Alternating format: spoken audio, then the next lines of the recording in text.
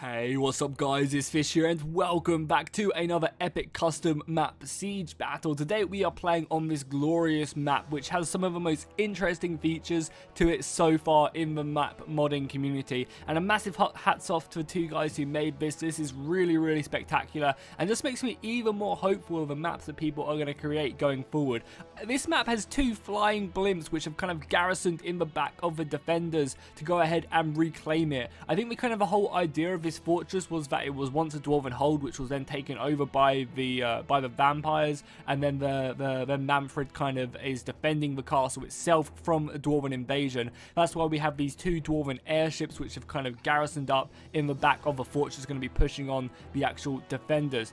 As well as that, we have a working wall which we can use as the attackers again come from the front and push across this bridge, so the defenders can actually go ahead and garrison up this wall and hold back the defenders. So this is a really nice map because it means that the attackers have two or three really nice ways of attacking the actual fortress. They've come in the back through the airships. They also can attack from the front across this bridge, which kind of would be the only assault possible if it wasn't for these airships coming in the back to help them out.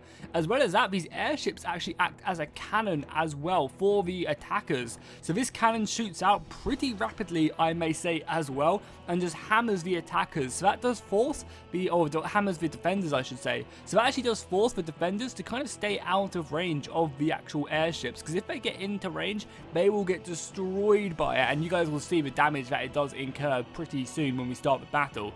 So this does also open up quite a few avenues for the attackers to actually push forward, because the defenders, for example, can't defend this bridge unless getting hit from the cannon. So they have to really be careful and kind of, pick when they do go into defend, which is going to make for a really interesting battle. So let's run through the army comps really quickly. We have the Chaos and the Orcs on the attacking side, and then we have the Elves and Bretonnia on the other side. So let's go ahead and start off by looking at this Chaos force, which is kind of taking up the main assault at the gate. On the front line, we have a bunch of these Marauders. These are just really cheap troops. They can definitely do damage, but again, they're not really like Chaos Warriors or Chosen or anything like that. Then we have the big man himself. We have a Chaos Giant right here. He's going to do lots of damage, and he can be used to smash down the working gate for the attackers. Then as we make our way back, we have the Dragon Ogre Shaggoth, and obviously we have Kolek Sun-Eater right here. He eats suns for breakfast. That would be a nice breakfast cereal, right? Kolek Sun-Eaters. Then we have some Chaos Warriors with great weapons. I think that's going to make up the majority of the Chaos army, because it's not super expensive, but they definitely do a lot of damage. Then we have some Forsaken. These guys look like some pretty distorted monsters right here. Yeah, they definitely don't look nice. I love the colours on their skin, I guess. I was going to say on their armour, but I guess it's just their skin. They're pretty much, like glass cannons. They do a ton of damage, but if you focus them down with missiles, then they will quickly go down fairly efficiently. Then we have some Orc Biggins over to this left-hand side right here. And then we also have a Hell Cannon, which is going to be wrecking up our soldiers on the wall. But as we make our way back, we have some of the more Chaos Warriors. Yeah, we actually have some more. Oh no, these are Orcs. So then we have some Night Goblin Archers, which are going to be harassing my forces on the bridge. And then as we make our way back over here, we have the last of the Chaos Force, which is going to be made up by a couple units of Marauders, and then some Black Orcs supporting them. Then, we also have a Metal Mage, a Metal Sorceress, I should say, or a Fire Sorceress, and we also have a Manticore as well. Then as we make our way over to the Orc army, we can see that they have a pretty clumped up force at the moment, and they're very much a hit and run force. They have like a very elite army. They have a lot of Black Orcs, a lot of heavy cavalry, and they're going to be kind of coming in the back trying to harass our forces as we try and hold off the Chaos forces. So you can see Orc boys, Boar boys, along with some Black Orcs, some Savage Boar boys, and that pretty much makes up the whole of the army, along with some chariots. Then if we look at our forces, the forces of Bretonnia and the High Elves, this is obviously me and Apollo as well, I should mention as well, playing as the defenders. Apollo has some Peasant Archers along with some Grail Knights. We make our way back, we have some Men-at-Arms. Again, the Men-at-Arms aren't exactly the best, but they're anti-large, which is kind of nice. And as you guys saw, the enemy Orc player has a lot of cavalry, so our Spear forces are going to be doing great against that.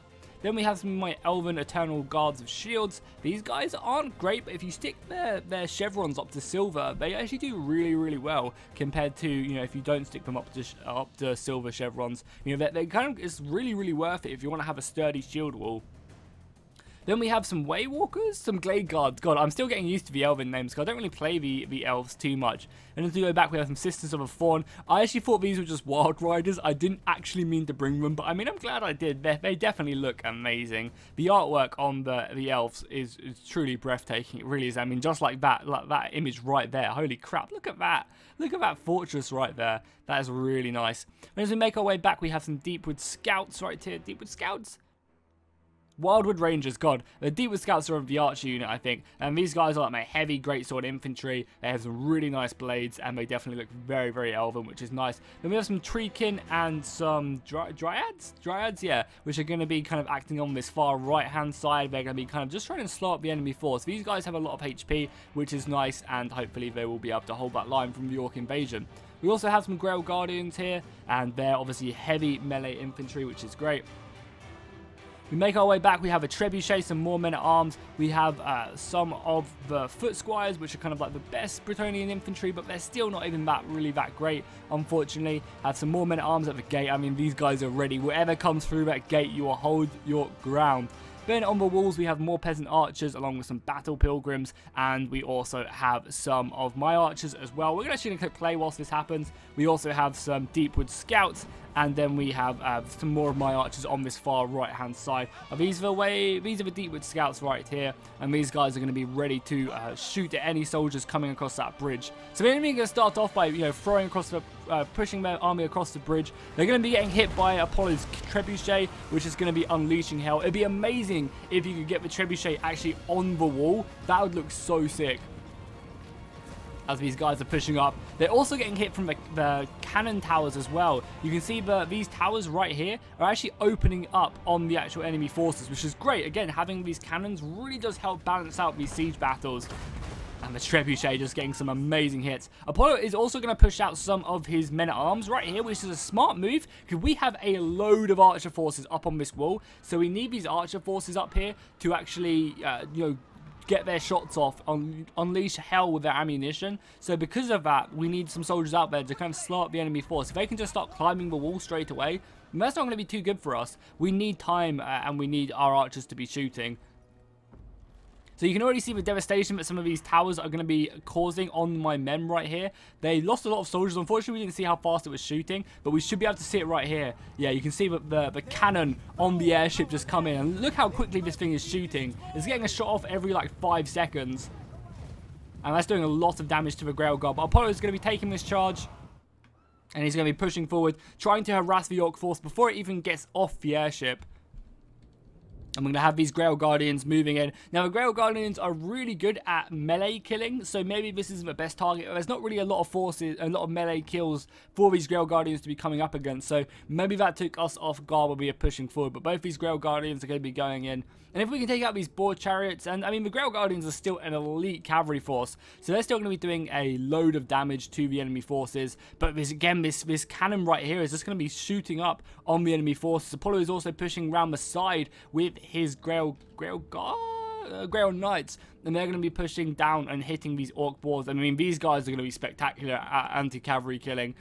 Even so as well, we have the Green Knight supporting him. Now, it's going to be hard because Apollo obviously has 4 units of cavalry up against the entire Orc force, pretty much. So it's going to be hard. Oh, also, notice this as well. There's like a pile of dead bodies. That looks pretty disgusting right there, where I guess the defenders have piled up the dead. The Grail Guardians are chasing down the Orc boars. And we can go ahead and click play now. I just wanted to go ahead and show that slow-mo as the rest of the cavalry comes flying in now, hitting the men. So a lot of the Black Orcs are now getting involved, which is going to be great news for the Grail Guardians if they can get involved. Okay, the fight over here at the gate is now fully erupting. The archers are just unleashing barrages of arrow fire down on the marauders, and we are melting them. Luckily, the men-at-arms are holding down their pikes and ready to withstand whatever comes at them. And their job here is just to hold back the enemy line for as long as possible. The longer they can hold them back, the more damage these archers can do. Because at the moment, we have so many of our men just focusing down. You can see my elves right here finding a good target and shooting. getting some really nice crossfire. And if these elves get time just to shoot, they are going to be slaughtering so many men. You can see the arrow fire coming in and just picking away at the enemy soldiers, especially at these Forsaken as well, because the Forsaken have really, really strong damage, but just no armor, so the archers are going to melt them. The giant is getting involved now. Luckily, these men-at-arms are actually anti-large, so they can kind of almost hold back the giant a little bit. And even more so, we have a lot of the archer fire coming in, focusing them down. I mean, just look at this, what you're seeing right now. This is, you know, you don't get this in default Warhammer. The modding community is just amazing. We go back and see how Apollo's knights are doing, the Knights of Apollo, and they've pretty much been smashed back. I think Apollo's had to retreat. You know, there was just too many orc forces here, but what Apollo has done by doing this, by sacrificing, you know, 2 to 3 units of cavalry, he's slowed up and kind of distorted the orc attack. If the orc attack was allowed just to assault us, you know, they'd be at our gates right now, and that'd be ruining us. Like, we wouldn't be able to fight a battle on 2 sides, but because Apollo is slowing up the enemy force right now, that means that we can kind of deal with his chaos force effectively. And then after we've kind of weakened the chaos force, we can completely turn around and push on the enemy, onto the enemy orc forces. So doing this is kind of like a diversion tactic, and hopefully it's going to pay off. Let's see some more of the Bretonnian archers. So I think the Chaos Warriors are slowly starting to get to the walls now. Yeah, they're climbing up now, which is not going to be good, because our archers on the wall are not going to withstand this amount of assault. Yeah, look at the Forsaken climbing up the walls. I actually really like it how the Forsaken, or at least there's a bug where they don't use ladders. I actually really like it just seeing the enemy climb up like this.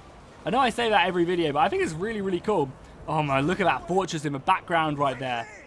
That's nice. That is very, very awesome. This map is just really, really beautiful. So the fighting on the wall is going to go ahead and start erupting. The battle pilgrims aren't going to be a match for the Chaos Warriors, but you know, they are religious fanatics, and they'll give their lives to defend these walls for the lady, indeed. These battle pilgrims again are fighting against the Forsaken. We've got a hell cannon shot coming in and just getting a huge hit on the wall, sending these battle pilgrims flying. My archers are a little bit scared right now, and I think I'm a little bit scared as well. We're putting down all our archer fire on this manticore. It kind of came onto the wall itself, and we're just trying to focus it down as best we can, and we're doing a good amount of damage to it as well, which is nice. The fight over here from Apollo's cavalry has pretty much ended. I think he's been pushed back. But again, as I mentioned, you know, it completely slowed up the enemy advance, which was great news. Apollo also brought up some of his infantry here as well. I think we're actually just out of range as well from this cannon from the airship. Or at least we're a different direction.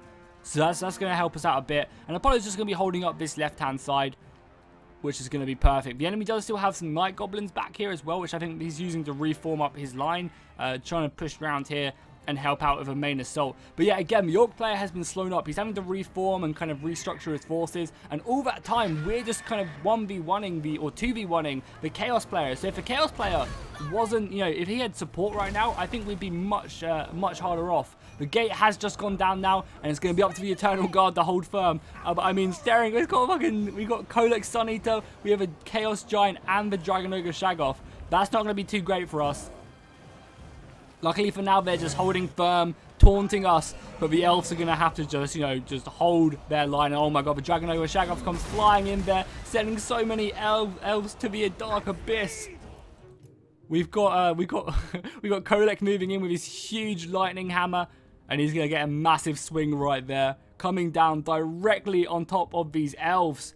We also got a chain lightning about to pop in, and that's going to do spectacular amounts of damage right on top of my soldiers. My Glade Guard General is just staring down the enemy. He's got his swords out. I think he's using up as much ammunition as possible. Yeah, we can see the lightning just getting ready to erupt down onto my lines. It's not going to be good for us at all. The actual walls themselves are slowly, well, just about holding. We have some of our elite great swords up on the wall helping out. And there you go, you can see the lightning coming down and just directly hitting my soldiers at the gate itself. The trebuchet is still shooting, which is awesome. That's going to be helping to clear out some soldiers up on the wall.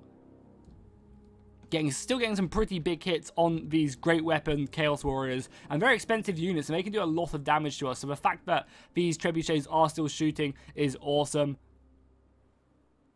I think that one did just about miss, though, unfortunately. The Hell Cannon is also coming in as well, and that's going to be harassing the lines of our soldiers, especially back here as well. The Orc player is still slowing up, you know. Apollo's tactic really did help us out on that front line. It slowed up the Orc player, because if he was to attack now, I think the enemy would just overwhelm us as we have this Hell Cannon here coming directly. Is it going to get a good hit? I don't think it is. Let's go back and click play now. Yeah, it did. Oh, it did actually hit a Treekin and just missed these soldiers. I think it just missed it, which was really lucky for us. We go back to the main gate, which is the main point of contention right now. We have a Kolek Sun Eater, Shaggoth, and a Chaos Giant. And now the enemy are going to be supported with even more soldiers now. The Marauders and the Chaos Warriors are going to be getting poured in. And it's going to be up to these Eternal Guard and the Archers really just to pay dividends right now. Because these guys need all the help they can get. We need to pour as many soldiers as we can to this gatehouse just to try and take these guys down. We have some of the foot squires moving in to try and help supplement the line. But I mean, holy god, holy crap, these Dragon Ogres and the Chaos Giants are going to be a hard fight, that is for sure.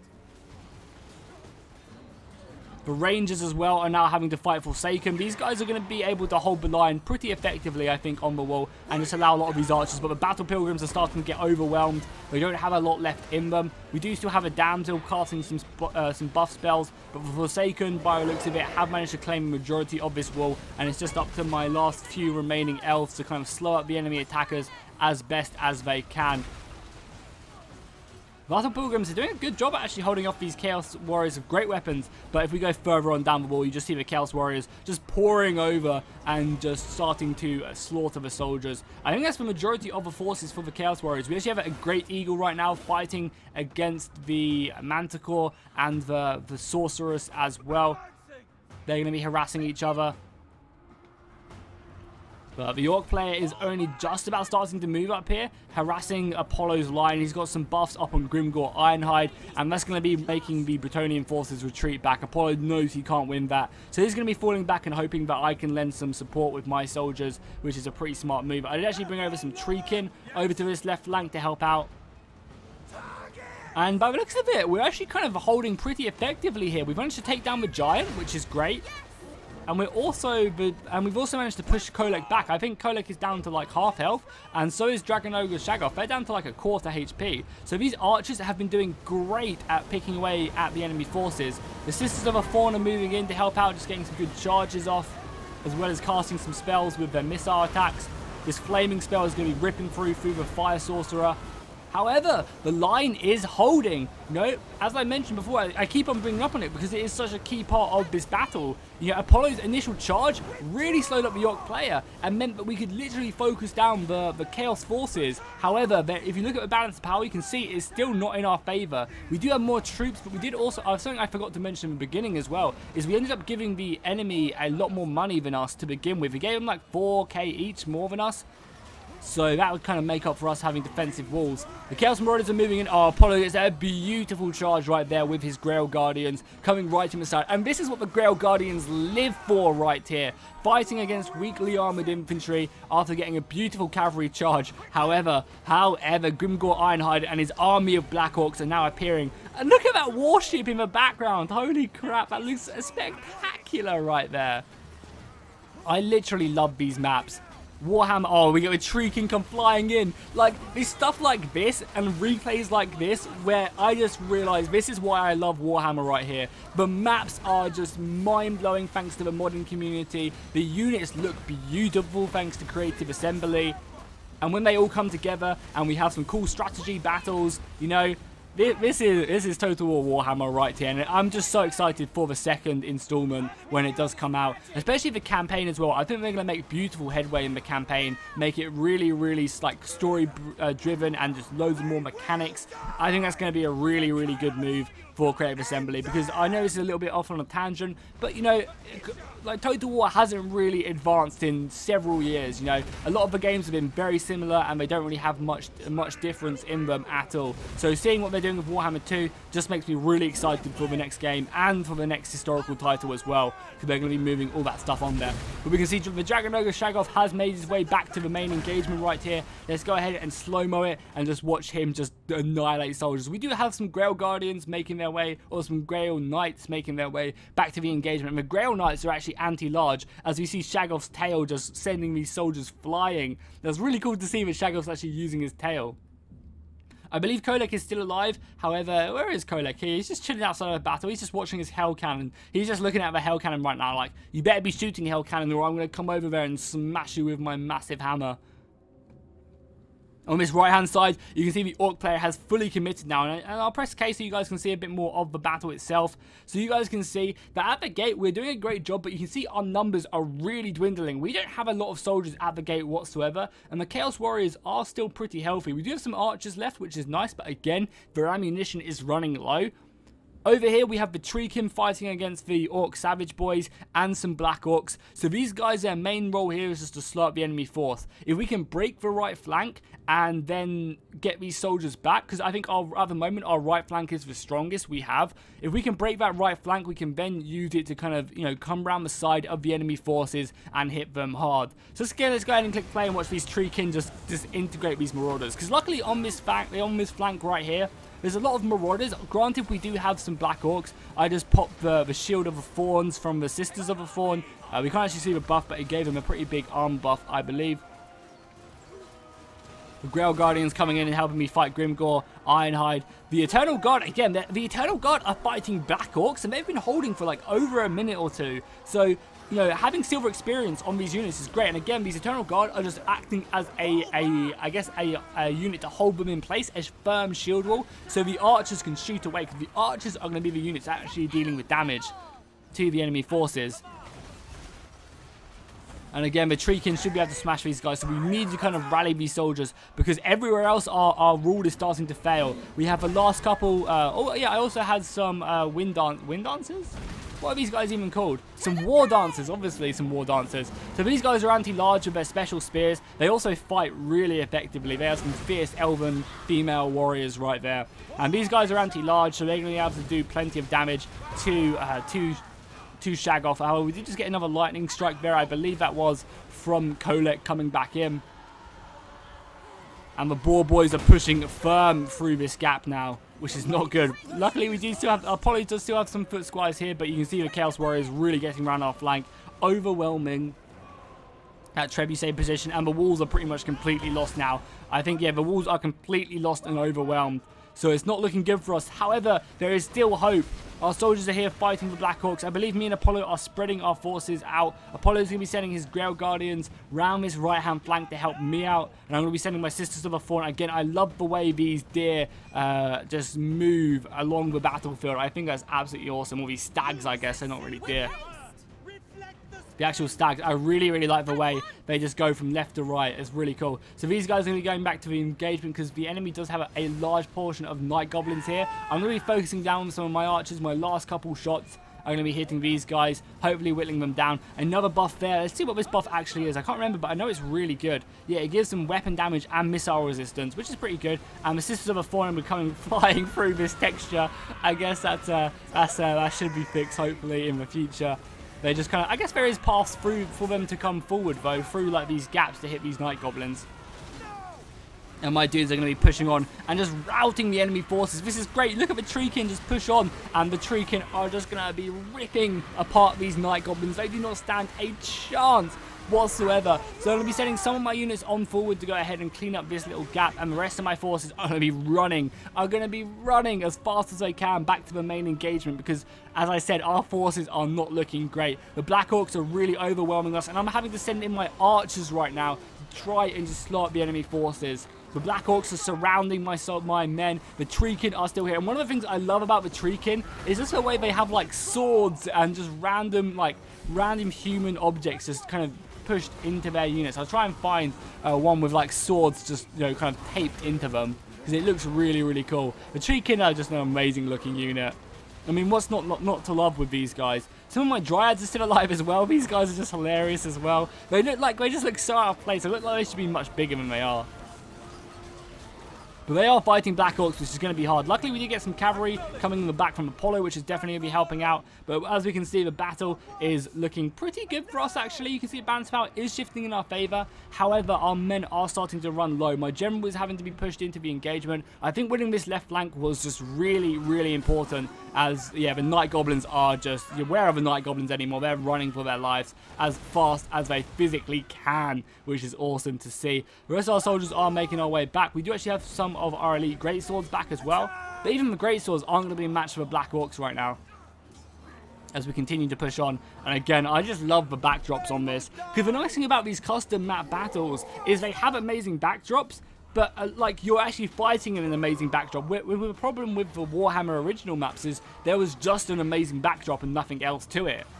So the fact that we get to fight in an amazing battle, and then we also have this amazing backdrop right there, is just even more spectacular.